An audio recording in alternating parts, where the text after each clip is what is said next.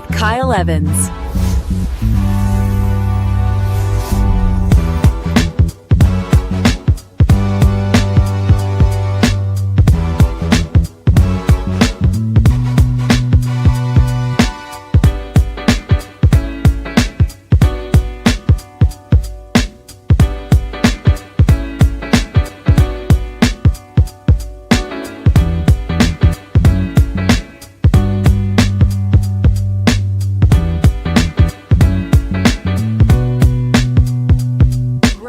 Kyle Evans.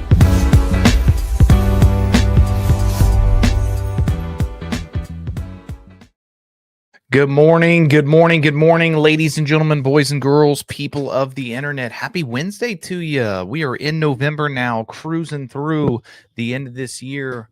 Welcome back for another episode of the G.R.O.W Show, your daily checkup from the neck up. Guys, yesterday we talked about being your own flavor, bringing your own cayenne to the world. Today we're going to start a couple episode series called the Marketplace of Mindsets, right?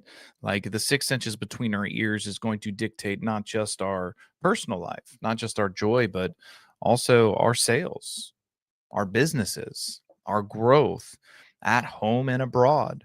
So today on this, man, I want you to really lean in and think, because the real competition isn't another agent. It's not another business. It's definitely not another influencer.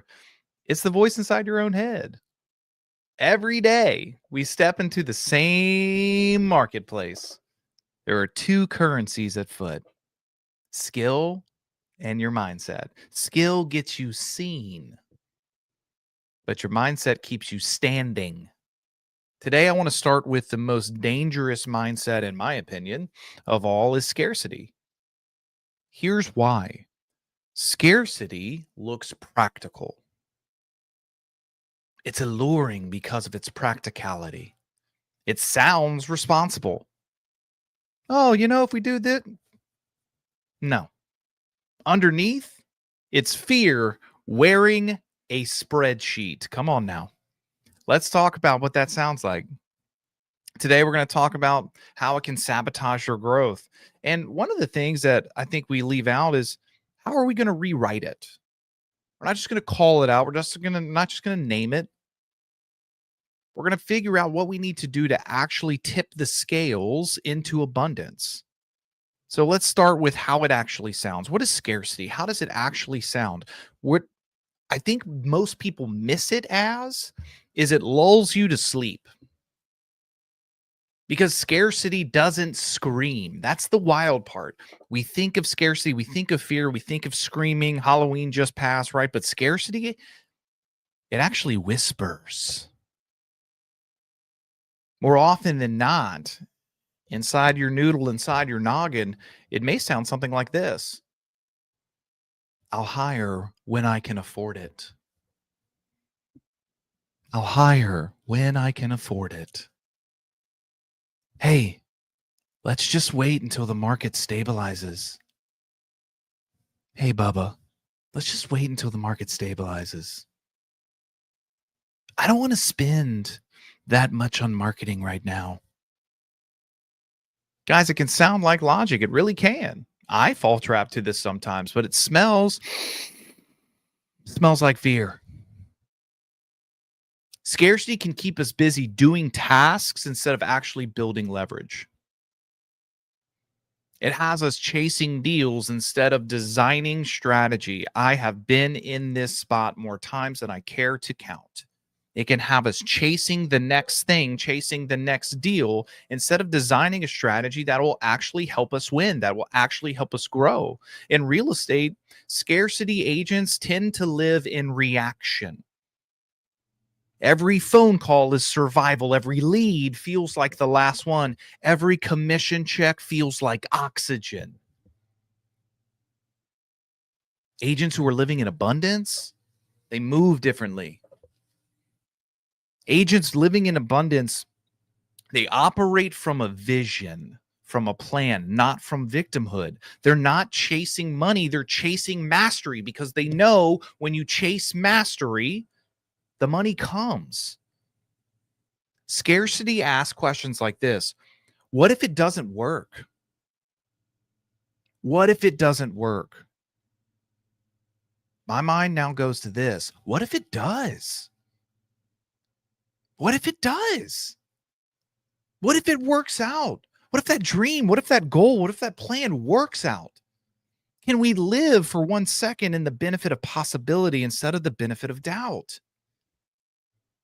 When opportunity knocks, are you the one who is automatically counting the cost of it? Or are you imagining what the outcome could be? That first thought typically reveals where your mind's at right now. If you're trying to figure out where you lie, scarcity or abundance, that first thought, am I counting the cost or imagining the awesome outcome? That's going to reveal yourself. I've talked about the bills that we pay before, the taxes that we pay with our mindsets, man. Scarcity is no different. It shows up in 4 places, often and always. Number 1 is your energy cost. You can't build an empire on emergency power. You can't. If you are constantly living in survival mode, you will burn out. You will burn out. You will burn out your creativity. Maybe you wake up tired because your brain's been budgeting fear all night long. Maybe you wake up exhausted because all you're thinking about is the monsters instead of the magic. Put that on a t-shirt. There is a decided energy cost to living in scarcity. The second one is opportunity cost. When you say no to growth because it doesn't look safe, that hire that you delay, that investment that you skip, that risk you dodge, that future revenue you will never meet. Scarcity has an opportunity cost. And the problem with that is it's a self-fulfilling prophecy. When you say no to the opportunity, you stay stuck and you prove yourself right. What about the leadership cost of having a scarcity mindset? You are kidding yourself if you think your team, your spouse, your friends, your family, your community, your brokerage, you're kidding yourself if you don't think that they absorb your energy. If you are leading from fear, they start managing from fear. Guess what you've done? You've built a culture of caution instead of conviction. I just got some news for you today. There's an energy cost, there's an opportunity cost, there's a leadership cost, and unfortunately, there's a legacy cost. Scarcity builds a business that only survives when you're there to push it. This is one that I keep talking to myself about. Man, if you are building a business that only survives when you're there to push it, it's not a legacy. True abundance builds a machine that outlasts you. True abundance builds a world big enough that other leaders can come in and guess what? Lead. When you shrink decisions to fit your comfort, you shrink your legacy to fit your limits.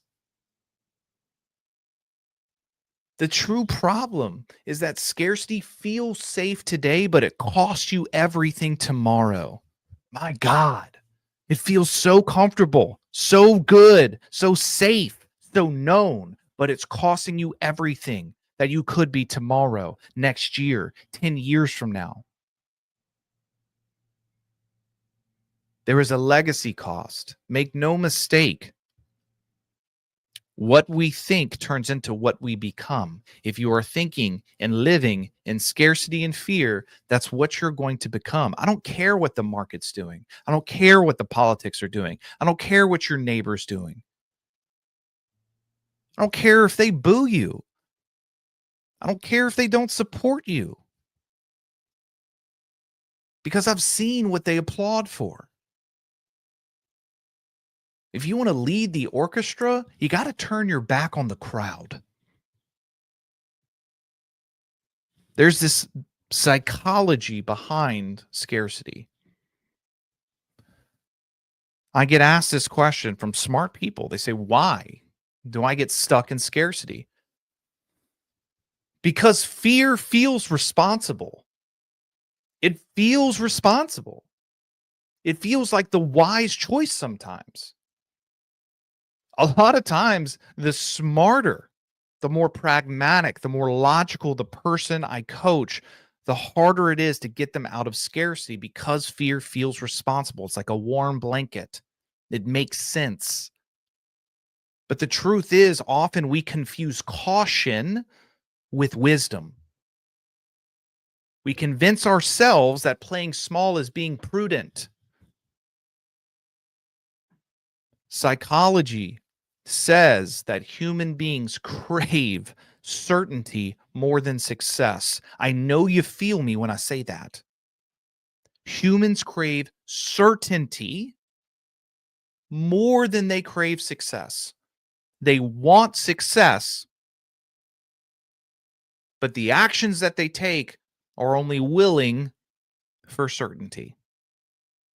We'd rather stay in predictable pain than step into unpredictable promise because it's known, because the predictable is safe, even if it's painful, even if it's not everything you're supposed to do. So the work isn't just business strategy, it's nervous system strategy. You have to train your body to feel safe taking bigger actions. Here's how you can do that. Number one, and you've heard me say this, and I'll say this till I die, you need to keep the micro promises to yourself. You need to keep the micro promises to yourself. That consistency builds self-trust. When you have a foundation of self-trust, your confidence rises, allowing you to be more competent in the workplace. But it all starts with keeping those little promises to yourself. I'm not talking about some big thing. I'm talking about waking up at the time you said you were going to, doing the workout you said you were going to, eating the diet you said you were going to, running the business calendar the way you said you would, making the calls, touching base, budgeting the way that you said you were going to. Keeping these micro promises to yourself builds self-trust. Without self-trust, you will stay in scarcity. The next thing you need to do is you need to surround yourself with expanders, people who normalize big moves. This was reminded to me again this past weekend. I had the opportunity to go speak in Atlanta on Monday. Sunday, I got to hang out with a good buddy of mine who is building a massive team. And our conversations weren't about the weather. It was about leverage and growth and strategy and dreaming and taking shots and moves. And I left that conversation exhausted, but filled, because I was surrounding myself with expanders. I need you to do the same. If you're looking around and you're hanging out with a bunch of turkeys, you ain't going to be an eagle. Go find the right table. The next one is you need to rehearse abundance visually. You need to see it in your mind's eye. You need to see it in your brain until you stop rejecting it. I want to be very clear because society can mix this message up, and I think it does more damage than good. Abundance isn't arrogance, it's alignment. Abundance isn't arrogance, it's alignment. I really believe that humility is not thinking less of yourself, it's thinking about yourself less. So, Kyle, how do we rewire to abundance? Keep the micro promises to yourself. Surround yourself with expanders. Rehearse abundance visually in your mind's eye. But let's make it practical. Step one, track what you have, not what you lack. Track what you have and what you can do with it, not what you lack. I need you to start your meeting, start your day with wins, not worries. Fundamentally and foundationally, your brain repeats what you reward. That's a fact, Jack. There ain't no getting around that. Your brain repeats what you reward. I was on a run this morning, and I assure you that it was cold and dark, and the last place I wanted to be was there. I wanted to be in bed in a big old cuddle puddle with my fam. So after I'm getting through the first mile, I just spent literally 10 minutes running and just being grateful for random things. Literally. Nothing was too small to be grateful for, down to the shoes I was wearing. What do you think happened to my energy? What do you think happened to my mood? By just repeating the wins, repeating the gratitude. Do you think I was like, oh, I should probably just stop? Or do you think I was like, this is awesome? Spoiler alert. My energy went up. My mood changed. My outlook on the day changed. You need to track what you have and not what you lack. Step 2, celebrate others' successes. I need you to be a celebrator. Be a celebrator. Here's why, and this is so important. Envy is scarcity's echo. Envy is scarcity's echo. When you cheer others, you literally prove to your your subconscious, that there's room for everyone, that the pie is unlimited and there's a slice for everyone. When you cheer for others, you prove to yourself that there's room for everyone. You need to start cheering and celebrating success, yours and others. Step 3, decide from your future, not from your fear. Here's the question. If I already had the business that I desire, if I already had the life that I desire, how would I move today? What choices would I make? How would I act? How would I think? If I already had the dream, if I already was the person that I seek to become, how would that person think today? How would they move today? What would they do today? What would they do in the next hour, the next 10 minutes, the next 5, the next 30 seconds? You got to figure it out, and then you got to be that. When you decide from your future and not your fear, you do this thing called faking it till you make it. And here's the truth. That's how everything in life works. That future you is the only mentor who's never lied to you.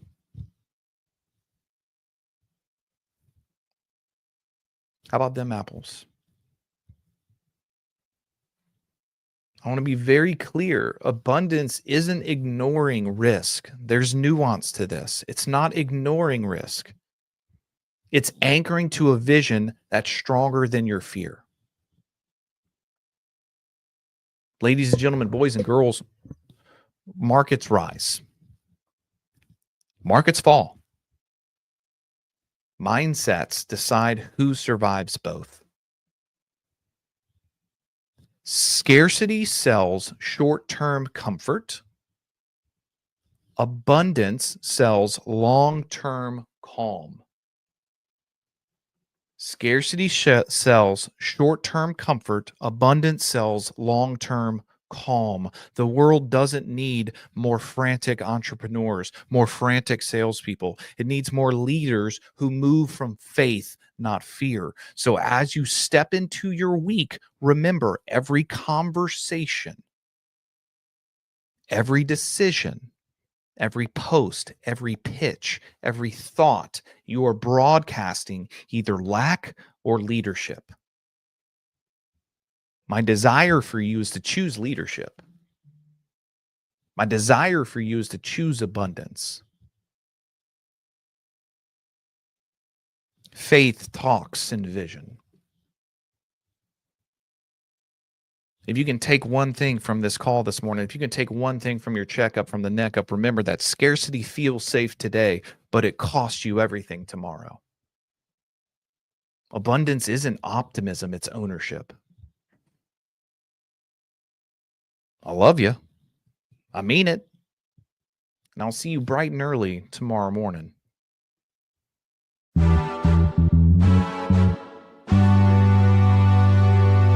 Grow with Kyle Evans.